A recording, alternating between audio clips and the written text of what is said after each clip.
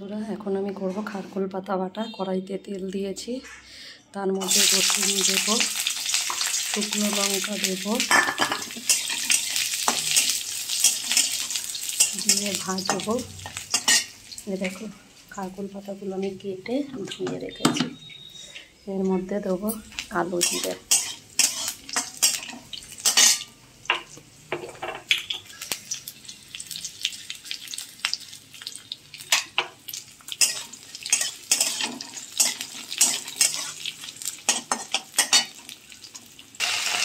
দেখো দিয়ে দিয়েছি খারকুল পাতা ডাটাগুলো সবই কেটে কুচিয়ে।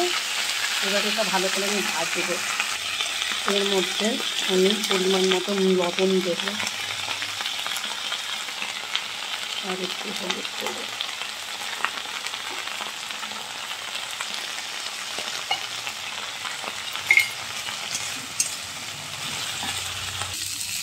দেখো ভাজা ভাজা হয়ে গেছে, আমি এর মধ্যে একটুখানি মিশিয়ে দেবো, অল্প।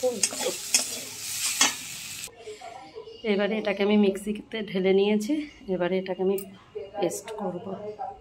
মিক্সিতে দেখো পেস্টটা ঠিক মতন হয়নি, ওর জন্য আমি আবার একটু শিলে পাটায় বেটে নিলাম। বাটার পরে এটা ঠিক আছে,